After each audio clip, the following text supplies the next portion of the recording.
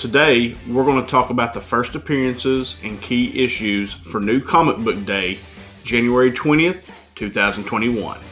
So let's get to it. I'm Jimmy Don Kerr, and this is the SmallTown Collectibles YouTube channel. Alright guys, before we get into these first appearances and key issues, of course I want to ask you to hit that subscription button, turn on that notification bell so that you know when we put new content out. If you like the video or like what you hear, hit the thumbs up button and leave a comment below.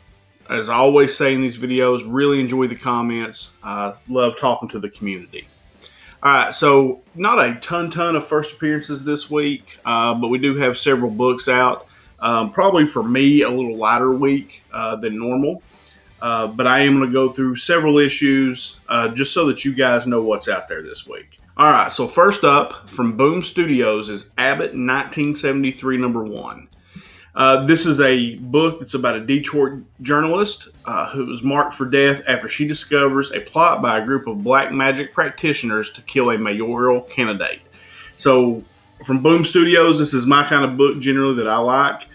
There's a very nice cover A, and then I think a cool cover B. I think this is one that I'm definitely going to pick up this week. So next up on our list is from Marvel, and that's Iron Fist Heart of the Dragon number 1. This is a 6-issue limited series, and it's a team-up of Iron Fist, Shang-Chi, and the Deadly Weapons, and you also get an appearance of Lady Bullseye. So really cool cover on this one as well. I'm kind of interested in the team-up of Iron Fist and Shang-Chi, so this will probably be one that I check out. Couple of variants on this one. I'm going to go with cover A, but you grab what you like. Next up on our list this week from Image Comics is Philadelphia number 12. Philadelphia is a cool series. It is one that I'm actually reading. It's on this list because there are 2 just smoke covers this week. The first one is the cover A, and it is a cover arts by Jason Sean Alexander. And then you have a variant cover by Todd McFarlane. That is just sick. I'll put the images up here on the screen so you know what I'm looking at. But Philadelphia number 12 this week, 2 covers that I really dig. And if I can find at my LCS, I'm definitely going to pick up. Next up on our list from Dark Horse Comics is Crimson Flower number 1. The setting of this story is a woman seeking revenge for the loss of her family stumbles upon a plot by the government to weaponize folks' tales and use them to raise children into super assassins. So, I don't know about you, that's the kind of story I generally like. Like, I really dig those kind of, like, super assassin, villain, conspiracy, that type of story. I really dig that one. And that one kind of seems to hit the mark in every way for me. So, definitely going to check out Crimson Flower number 1 from Dark Horse. Next up from Aftershock Comics is I Breathe the Body number 1. And this one speaks to me just because of today's climate with social media and just the things that you see going on in the world today. And this is a science fiction horror series about a social media, big tech, and influencer culture. So that could be an interesting one. The cover is not my favorite cover, but the premise of the story I dig, and I'm definitely going to check it out. Next book is also from Image. It's Rain Like Hammers number 1. It's a 5-issue, oversized limited series that takes place in the far future where people live in literal walking cities that come under fire from a mysterious force.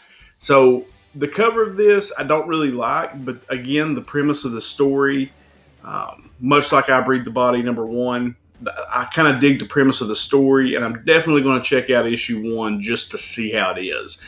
And if it catches me or catches my attention, then we'll definitely move on with the series from there. Next up on our list from IDW, we've got Teenage Mutant Ninja Turtles number 113. In this one, you get a cover appearance of Lita as an adult, and you get the return of Bebop and Rocksteady. So who doesn't want to read the return of Bebop and Rocksteady? Not me. I'm not a big Teenage Mutant Ninja Turtles fan. I was just past that era just a little bit. But if you're a Teenage Mutant Ninja Turtles fan, this may be right up your alley, and that's Teenage Mutant Ninja Turtles number 113 from IDW. So now we kind of jump into our DC Future State books this week. First one up is Future State Catwoman number 1. The solicitation for this book refers to a group of allies, the Strays, who debuted in December's Catwoman number 25. So that one may be worth checking out. Most of the Future State books I've actually liked. I know I've heard mixed reviews on them, but the ones I've read, I really kind of dig. So Future State Catwoman number 1 may be one that you want to check out. Next up, you've got Future State Immortal Wonder Woman number 1. I love the cover A on this one. There's something about the colors in this particular one that I really dig. You do get a first team appearance of the Last Amazon. There's a backup story featuring Nubia as Wonder Woman. It also introduces her aunt, who may play a bigger role down the road. And then this book also is the first interior art by Jim Bartel for DC Comics. So that might be cool to pick up since it's Bartel's first interior art. The cover A, like I said, I really dig. There is a nice cover B by Peach Momoko. I am not the biggest Peach Momoko fan, but I actually dig this cover. So if I can find it, if my local LCS has it, I'll probably pick it up. Next up in the Future State realm, you got Future State, The Next Batman number 2. In this one, you've got the first appearance of Siren, an android introduced in the backup story of Gotham City Sirens. That doesn't interest me a great deal, other than I just buy Batman most of the time, and I don't think you can go wrong buying Batman, especially as the different publishers kind of redo things from time to time. I think the new Batman stuff's always good to pick up, so I'll definitely grab that one this week from LCS. So next up on the list is Superman's Future State World of War number 1. Generally, I just pick up Superman because I love Superman, right? But this one looks to have some pretty cool stuff in it, especially as they reset the Future State in DC. You've got Superman fights in Mongols' gladiator pits on Warworld. The Midnighter seeks out a source of energy deadlier than kryptonite. Could be deadlier than kryptonite. And it's the first appearance of Black Racer, a female version of the Kirby character. So there you go. So you get a new character, which is the female version of a character that Jack Kirby created called Black Racer. So that was pretty cool. That one's definitely on my grab list this week. So next up for Marvel is Avengers number 41. I put this on the list because there's a possible death of a character in a tournament. It's the kind of the series that's going on right now. You got this tournament going on, and who the winner gets the Phoenix Force. So there is a possible death in this issue. I haven't been able to confirm that, but I did want to throw it out here just in case you want to kind of flip through it while you're at the comic book shop, and if it ends up being something big, you can grab it. Next up for Marvel, you've got Black Cat number 2. This is the debut of the Black Cat anti-venom suit. Anytime that they debut a new suit, like you've seen over the years, like Spider-Man's black suit, things like that, sometimes those can become pretty important issues or keys down the road. So that's why I added Black Cat number 2, because you do get the debut of the anti-venom suit. So that's pretty cool. So next up on the list for Marvel is Daredevil number 25, the second print. And you actually get 2 different second prints on this one. I guess the normal second print is the splash page from the inside of the book when you first see Elektra in the Daredevil costume. And then you've got a 1 in 25 second print variant that I kind of dig. It's not my favorite. I'll throw it up here on the screen just so you know what you're looking at. But I'll probably grab the second print, just the regular cover. The 1 in 25, if I can find it for ratio or a decent price, I might pick it up too.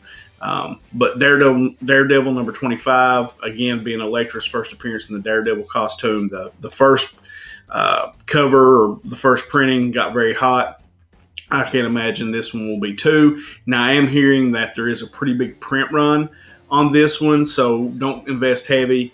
Just grab a copy for your PC and move on. I don't think this is one that has a lot of legs. Next up, for Marvel, you've got King in Black number 3. It's just the part 3 of the 5-issue series. Of course, Null, all that, smoking hot. Definitely going to grab this one. The first 2 issues were straight fire. Loved them. So definitely going to grab issue number 3 this week. Next up, Maestro, War and Pax number 1. This is the start of a 5-issue limited series set in the future. So for all those Maestro fans out there, you got a new series to read with your favorite character. Probably one that I'll pass on, not something that I really dig. I dig the Immortal Hulk, but the Maestro series, not necessarily my style. But for those of you out there whose it is, you got a new book to grab this week. So cool. Next up, you've got Star Wars Dr. Aphra number 7. And of course, everything Star Wars is hot right now. This particular book, you do get a first appearance of Windelphus, the leader of the Sixth Kin. So definitely going to grab that one. And that whole Dr. Aphra series, like personally, I think you could see something with that on Disney Plus down the road. And that's one that I'm actually been grabbing a lot of the books. First appearance, first set of the run, that kind of thing. So definitely going to grab Star Wars Dr. Aphra number 7. So last book on the list for Marvel, X-Force number 16.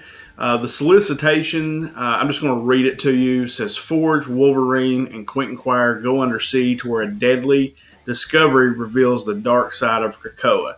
So the island, the new island that the X-Men are living on, or the mutants are living on, they're going to discover the dark side of it, which will probably set up a pretty cool run of stories and see how it affects the X-Men going forward. So X-Force is not one that I generally pick up, but I am going to flip through this one while I'm in the shop and just kind of see what the premise of the story is and see if it's something that I may want to jump on, down the road. All right, guys, so that's my first appearances and keys this week. Again, as always, appreciate the support the channel's getting. We've got some good stuff coming up this week. If you're a fan of the 10 Questions series, I've got JPG McFly from that Spider-Man booth in Street Level Heroes LA joining me. Had a really cool interview with him. He's a lot of fun. Enjoyed talking to him. Also, tomorrow, I've got a mystery box opening from IRF Authentics. On 10 Questions last week, I had Ruben Gallegos, the owner of IRF. I actually got my IRF box in, the January box, so I'm going to crack it open and let you guys see how cool it is. And that's it. So I hope you guys tune in. Hope you're enjoying the content. As I always say, remember to hit that subscription button and turn on that notification bell so that you know when I put out new content. As I always end these things. Until next time.